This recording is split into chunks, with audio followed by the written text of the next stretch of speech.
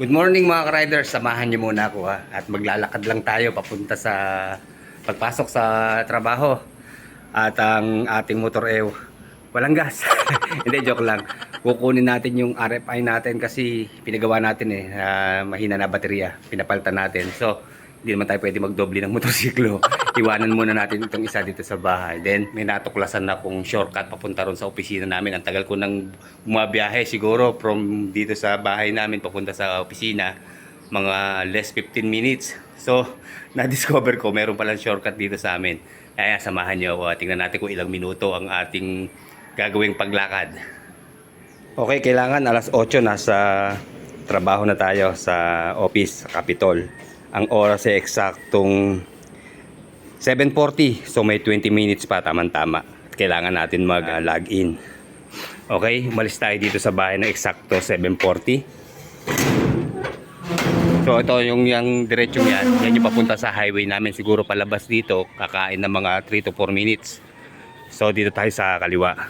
Kasi paglabas doon, daan pa tayo ng highway. Siguro sa highway po, abutin ng mga 5 minutes. So nasa 8 minutes na. Then papasok pa rin mismo sa main road nung sa pag nagtatrabaho ko, another 5 minutes.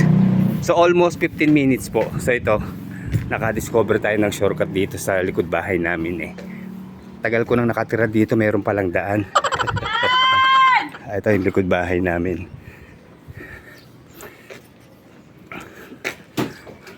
At maganda naman tong paminsan-minsan naglalakad tayo, di ba? Para sa health natin, lalo na sa puso. Hindi naman pwede lagi tayo nakamotor mga riders. Paminsan-minsan ay lakad-lakad din tayo. Kagaya nga po ng ginagawa ko dun sa aking motorsiklo. Pinapark ko sa malayo para maobliga ako maglakad. Okay, ito yung dadaanan natin. Parang gubat na. Grado alam po ito ng mga barangay natin dito, mga kababayan natin.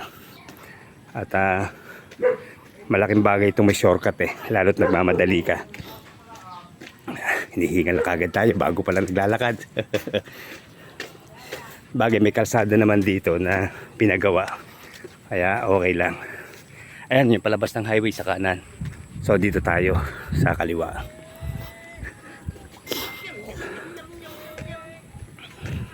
Wala, pasensya na mga ka-riders. Siguro mga almost 10 days ba na hindi tayo makapag-vlog ng maayos sa motorsiklo. Kasi sa totoo lang po, mahirap maging empleyado.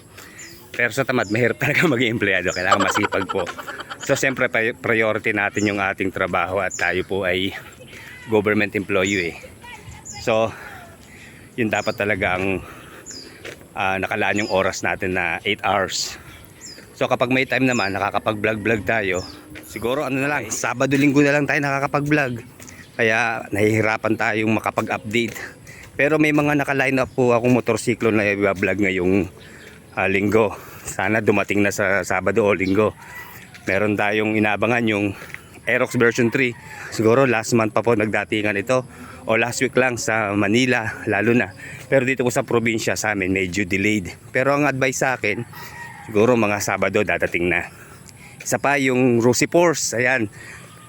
Isang marami rin nag-aabang yung 150i na bagong labas na maxi scoot ng Rosy. Sigurado marami rin interesado ron, kaya i-review natin. Then yung isa pa yung Keyway Icon 125. Ayan, isang magandang scooter na para sa lahat na tamang-tama lang ang presyo. Nagmamadali tayo mahirap malate. So ang turo sa akin ay makikidaan tayo dito sa kaliwa. Parang gubat na to So hindi ko ma-recall. Nakadaan na ako minsan dito Hindi ko matandaan kung saan banda. Siguro dito. Dito sa magubat, masukal na. Nay, makikiraan po. Okay, dito mayroong maliit na pathway dito. Iskinita mga riders. Nakakailang minutes na tayo. Parang 3 minutes na ba?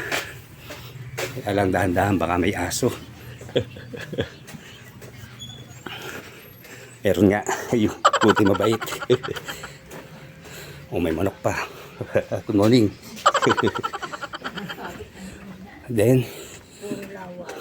Ma'am, sir, Shopee Lazada po. Makikiram po mga friendly neighborhood.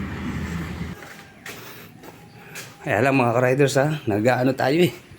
Nagdadalawang isip tayo, parang balak ko nang tumigil mag-vlog kasi nga ako, hirap tayo sa oras.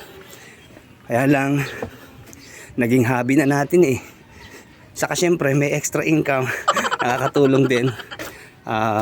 Pambayad sa motor natin, saka bayad sa upa sa bahay, saka ilang mga bills.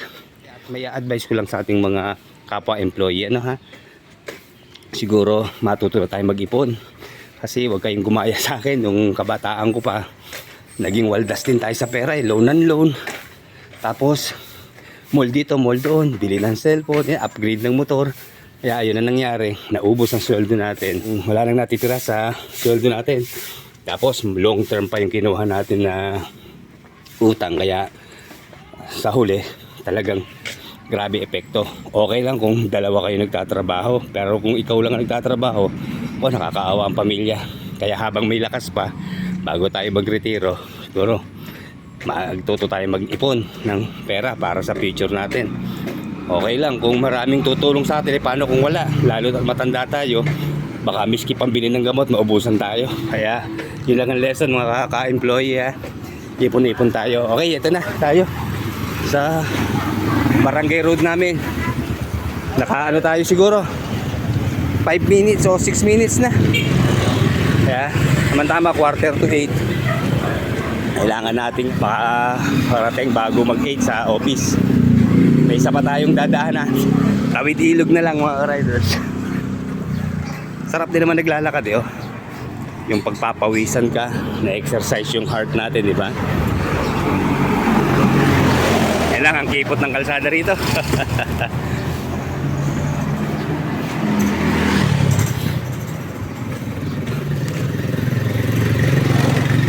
Okay, sa mga nakakakilala ng lugar, comment down below na lang. At hindi ko na-identify itong lugar. Ayan, ito na ang huling ano natin, dadaanan. Tatawid naman tayo ng ilog. Kasi sa kabila, ayan na yung ating office, yung Capitol. O, tama-tama, andito na yung bangka. Okay, Santa Cruz River po ito mga riders ha.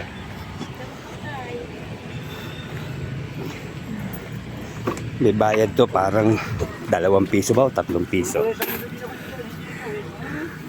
Buti tumigil na bagyo mga riders oh. Kasi kung hindi pa, sigurado tataas tong ilog na to. Saya, saya.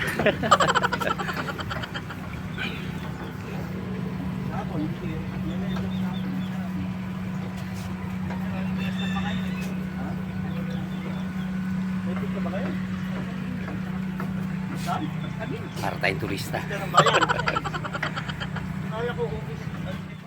Yun lang, wala yata tayong pambayad. Dali.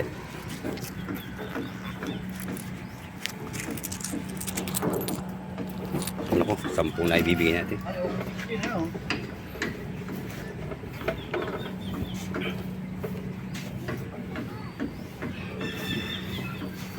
Yes. Magkano nga?